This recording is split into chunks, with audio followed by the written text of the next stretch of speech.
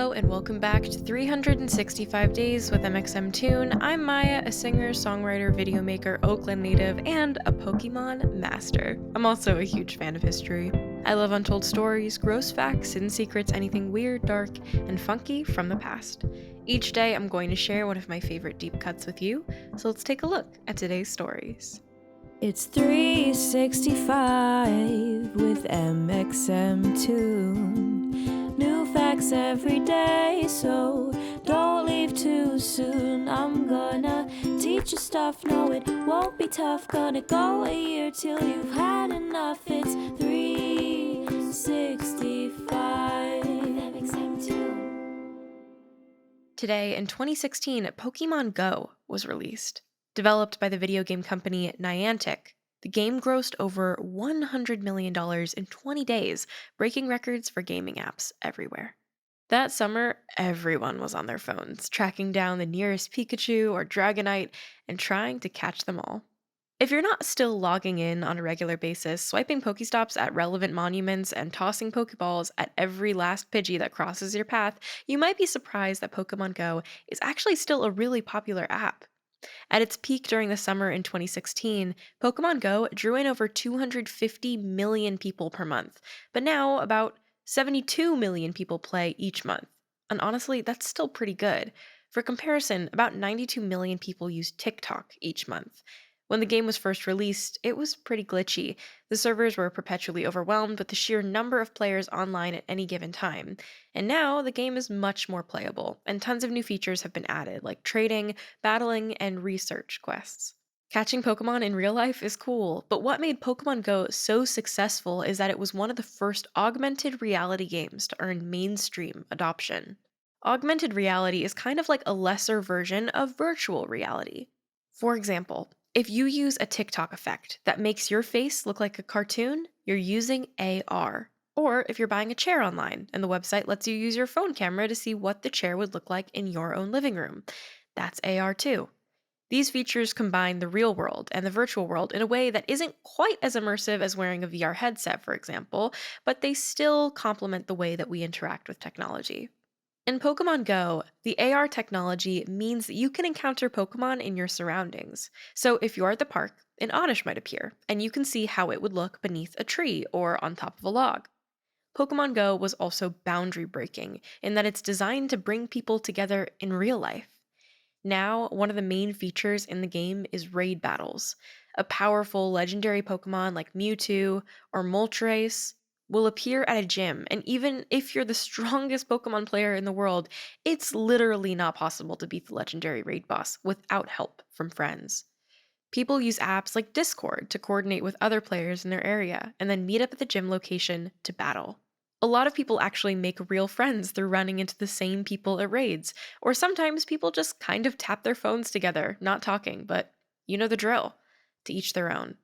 Some Pokemon are also exclusive to particular regions. So, for example, only people in Europe can catch a Mr. Mime, and only people in Japan can catch a Farfetch'd.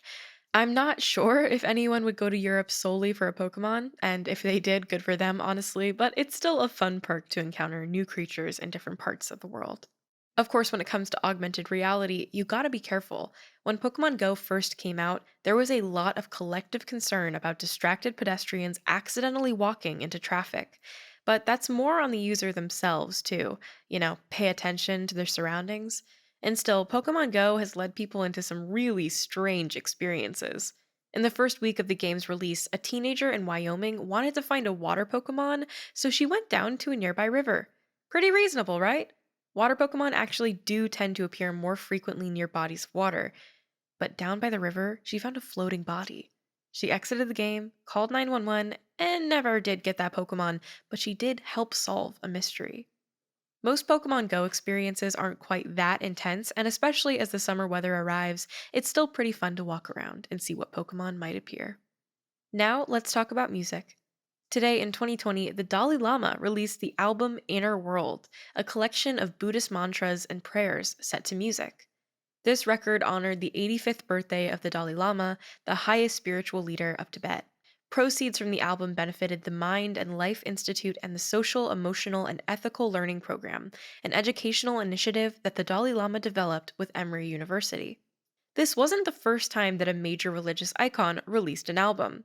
Pope Francis put out a record called Wake Up in 2015, and it even got a review on Pitchfork. The culture writer Gia Tolentino, who wrote the review, gave it a rating of 316, a nod to the famous biblical verse. She said, Pope Francis releases a prog rock album could only be a better punchline if the genre was swapped out with chillwave. And nonetheless, here we are. The Dalai Lama's album wasn't as memey, but still, music is an important part of religion, so it only makes sense that these leaders release records. And now for today's final segment, I'll be going back into my own photo archives to see what I was up to on a July 6th in my life. On July 6, 2017, I was down in LA going to UCLA for a college campus visit. I mentioned, I think, the other day that I visited, I was on a bunch of college campus visits for the week of July here. And I went to UCLA. I applied to UCLA. I got rejected from UCLA.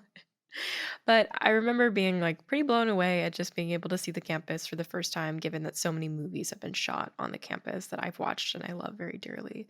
Um, yeah, I mean, I remember even walking around on the campus and feeling like I didn't quite see myself going and being in that space. And I don't know if I really let myself reflect on that at the time. I ended up obviously not going to college, but I remember even vividly like feeling the kind of displacement that I didn't know if this was where I wanted to go next. And I'm glad I didn't for my own path, and I'm excited to in the future if I ever eventually go back to take classes. But I think like just as a reminder to anybody listening to this podcast, if you're someone who's considering going to college or applying, or if you haven't gone and you want to later on in life, or maybe you want to go back and you want to reclaim the experience for yourself, like everything happens on your own time. There's no rush or pressure to make decisions.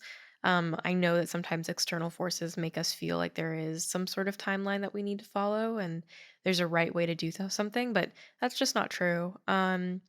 Take your time. Your life is your own, and allow it to happen on the clock the way you want it to. Would be my biggest piece of advice as a, little 20-year-old. Thanks for going back in time with me, and remember to subscribe wherever you listen to podcasts. Come back tomorrow for more stories from the past. It's 365 with mxmtoon. New facts every day, so don't leave too soon. I'm gonna teach you stuff, no it won't be tough. Gonna go a year till you've had enough.